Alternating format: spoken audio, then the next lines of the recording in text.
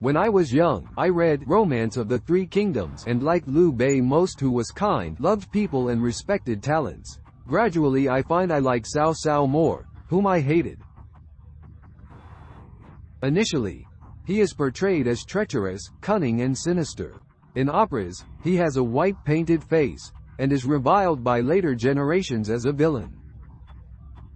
Characters in literary works are often stereotyped, even simply judged by their morality. They are labeled as good or bad, loyal or treacherous easily. Cao, a historical figure, is misunderstood by novels and later generations for over 1,000 years. Even now, our opinions on him are still vague, unclear and controversial. So what is Cao really like? In fact, he is just like us. When he was a kid, he was naughty, cool and liked to play pranks. He once stole a bride from a family with Yuan Shao, who was often bullied by Cao. It's said that when the incident was exposed, they ran off in a panic and Yuan carelessly got into bushes, and couldn't move. Cao played tricks on him, yelling, "The thief is here." Yuan was so frightened that he leapt out and ran away. The story has evolved into a Chinese idiom, a thief crying, "Stop thief." As Cao grew up, he was valiant but wasn't tall, and he wasn't handsome like Bao Guoan in A Romance of Three Kingdoms or Yu Yu in the Advisory Alliance. It's said that Cao, in history, had an inferiority complex about his look. In the Chronicles of the Clans of Wei of Eastern Jin, Cao was short, less than 7 feet. In Han Dynasty, 1 foot was 23 centimeters. So Cao's height was less than 1.61 meters. Although he wasn't tall, he was rich. Why was that? Because Cao Song, his father, was adopted by Cao Teng, a court eunuch. Cao Teng was very famous in the late of Eastern Han. He was chief regular palace attendant with the payment of over 2,000 dan grains, equal to that of an imperial censor. So Cao's friends weren't ordinary people, like Yuan Shao, born in a powerful family, and Zhang Miao, Cao's childhood friend, who betrayed Cao later. Cao, with a good family background, at 20, was a minor garrison commander. This position equals to a deputy county public security director. He, at that time, like all young men who just took office, was enthusiastic and strict in work. Once Jian Shuo, a powerful eunuch's uncle, violated the evening curfew, was subjected to execution by Cao in a fair way. This stirred up a hornet's nest, but Cao still relied on his father's connections, was demoted but safely transferred to Dunchu, today's Qingfeng County in Henan Province, as a magistrate. Cao could have relied on his family background to be promoted gradually, and in the future, would have inherited his family's titles. High post and generous salary would have been a good thing. But in the late Eastern Han, the world was in turmoil. In 184 AD, when Cao was 30 years old, the Yellow Turban Rebellion broke out. Cao always had the ambition to stabilize the country. So in his prime, he rode a warhorse without hesitation, began to quell the rebellion. In 188 AD, Emperor Ling established the Army of the Western Garden. Cao, for his military achievements and family background, was appointed as the colonel who arranged the army. But his good times didn't last long. Emperor Ling died in 189 AD. Then his son Liu Bian became Emperor Shao. He Jin, the general-in-chief and Empress Dowager Yi's younger brother, listened to Yuan Shao's advice, summoned Dong Zhou in Hedong County to extinguish the powerful eunuch clique. Before Dong arrived in Luoyang, He Jin was killed by the eunuchs.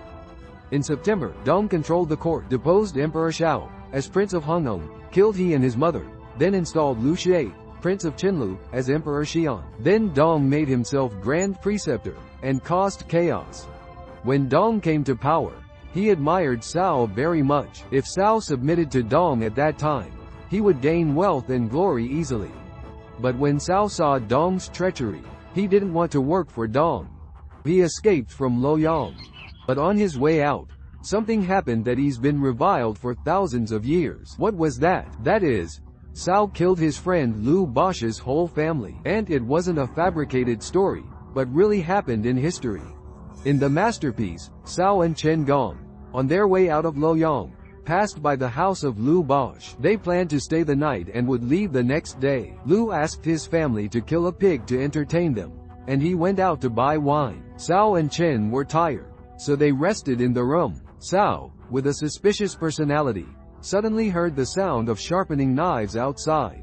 He thought Lu's family wanted to kill him, so he killed Lu's family members first.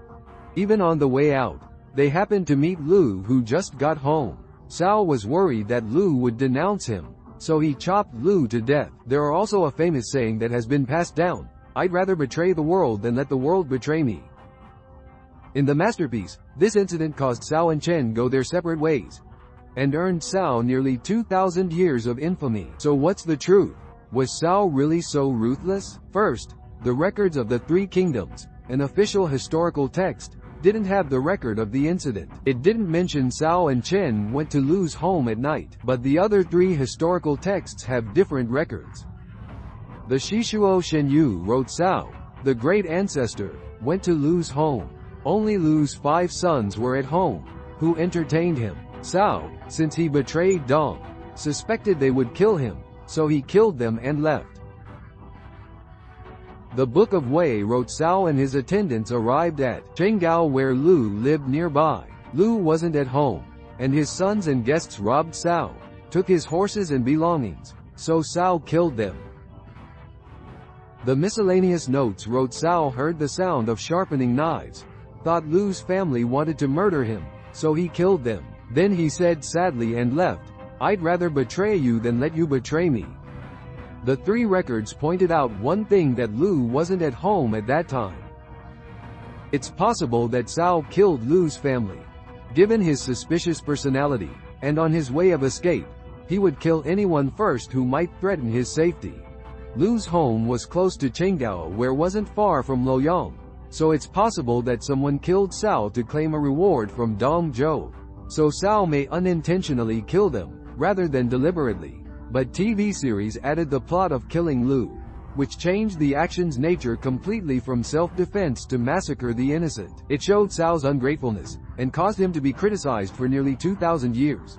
Later, Cao fled to Chenlu, used his own money, to raise troops. He joined the coalition against Dong, but the coalition led by Yuan was hesitant and indecisive, and at this moment Dong burnt down palaces in Luoyang, drove away people and abducted the emperor to Chang'an, leaving a 200-mile radius of Luoyang without people. Under the upheaval, the coalition was in internal strife, and only Cao led troops to attack westward against Dong, but at Xingyang, he was defeated by Xu Rong, who served Dong. His army, with only a few thousand people, was almost wiped out. His action was quite different from other warlords at that time. Since then, these warlords adopted a wait-and-see attitude, and hesitated to move forward. They even harbored sinister intentions, for a leading position and personal gains, killed each other and made the country more chaotic and people destitute. In Song of the Burial, Cao said that warlord melee made the country. Dead bodies scatter in the open air. Not a cockcrow is heard anywhere. The high death rate is beyond belief. At the thought of this, I'm deep in grief. When reading it, you can feel Cao's sadness, helplessness, and pain in his heart at that time. His pain wasn't the pain of losing family members, nor the pain of personal setbacks, rather, the pain of seeing the chaotic country on the verge of collapse, yet he was helpless and unable to do anything. In 196 AD, in order to suppress rebellions and stabilize the country, Cao relocated Emperor Xian to today's Xuchang. He gained the political advantage of holding the emperor to control warlords. Then he defeated Lu Biyu, Dao Qian and other warlords. 4 years later, in the Battle of Guandu, he won against the odds, eliminated Yuan's main force, and laid the foundation for central China's unification. When we talk about Cao holding the emperor to control warlords, we will say he is cunning or he is canny. But we don't realize that the so-called holding the emperor is actually far less effective than the political pressure it brings. Actually, since the first year of Jinan, when Cao welcomed the emperor, no warlord submitted to him even though he controlled the court. Not even a single scholar submitted to him.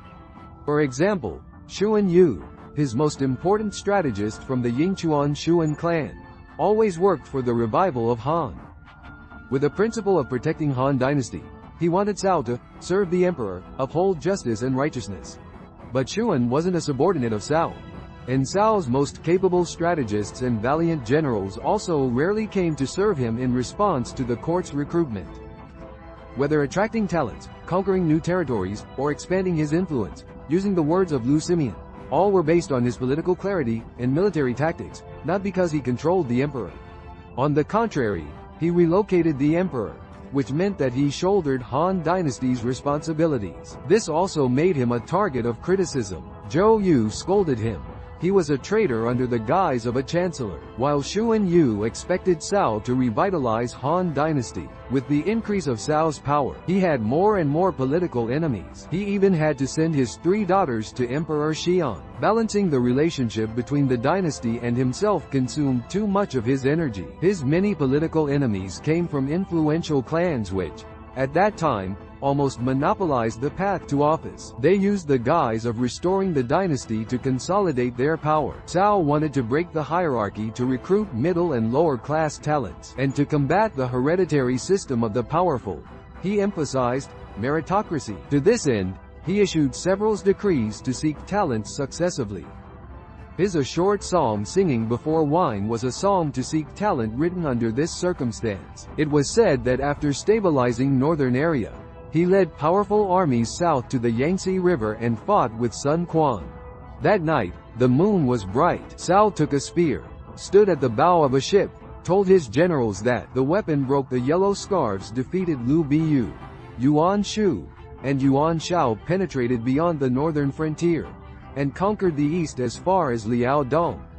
No man could withstand me, and my ambitions have always been a leader. In this good time, I shall perform a song, and you all join me. So he recited, we should sing before wine. For how long can life last? Like dew on morning fine, so many days have passed. For talents, he was full of expectations, talents with collars blue, for you I pine away. So much I long for you, my heart aches night and day. He hoped to gather talents, with a passionate but anxious heart, so he said, bright as the moon on high, how can I bring it down? Grief from within comes nigh. Ceaselessly it flows on. He said he would respect talents like Duke of Zhou, and hoped talents would submit to him sincerely. So he said, with crags high mountain rise, with water the seas deep, with the help of the wise, an ordered world we'll keep. In 207 AD, on Cao's victorious return from the northern battle against Wuan tribes, he marched to seaside, passed by Jieshi Mountain. He climbed it, watched the sea, and was filled with mixed emotions. He wrote the famous The Sea. I come to view the boundless ocean, from Stony Hill on eastern shore. Its water rolls in rhythmic motion, and islands stand amid its roar. When he saw the vast ocean, thought the lofty ambitions he had when he was young, he couldn't help but recite emotionally, the sun by day, the moon by night, appear to rise up from the deep. The Milky Way with stars so bright, sinks down into the sea in sleep. How happy I feel at this sight. I crooned this poem in delight. Cao was already 53 years old at this time, yet he still had great ambitions. In the 25th year of Jinan, in January 220 AD, Cao died of illness in Luoyang at the age of 66. It is said that before he died, he told his wife and concubines, after I die, you all can remarry into good families. As a person from 1,000 years ago, and a man of great power, it was truly rare for him to have such broad-mindedness. It can be said that Cao was a particularly insightful and very authentic man. Especially in the chaos at that time, it's hard to live a true life. Cao wasn't a morally perfect man, but definitely was a capable ruler. In a time of turmoil and lives being as inconsequential as weeds, perhaps what was needed most was precisely someone like Cao, a capable hero who united the country. Cao was a brilliant military strategist. In a time of incessant wars and great suffering, Cao resolutely led his army to subdue rebellious warlords. He defeated Lu Biyu, Yuan Shu, and Yuan Shao, kept the central area free from wars, and ensured people recovered from chaos and lived a peaceful life. He was also an outstanding politician. He punished the powerful, stabilized the country, selected talents, and emphasized propriety and rule of law. He was also a great writer and poet. His poetry was simple and unadorned, with sincere feelings and magnificent style. He and his sons Cao Pi, Cao Ji and 7 scholars of Jinan contributed to the brilliant Jinan literature, and forged a distinctive Jinan literary style. Cao passed away long ago, but evaluations of him has never ceased and even polarized. But he perhaps no longer care about these because people securing great achievements in history would be evaluated, right? Wang Bo, a great poet of Tang Dynasty, evaluated Cao as follows. Let's listen to it. His military capabilities are comparable to Sun Wu and Wu Qi. He secured surprising victories and seldom be defeated. So he captured Liu Biyu in the east, drove away Yuan Shao in the north, broke Yellow Turban rebels in Shuzheng, and beheaded Sui Jiyu in Sichuan. Later, he attacked Wuhan, killed the chieftain Tadin. Then he subdued Liu Kang of Jingzhou in the south. Through wars, he pacified central China, held the emperor to control warlords. So he was a true hero of that time.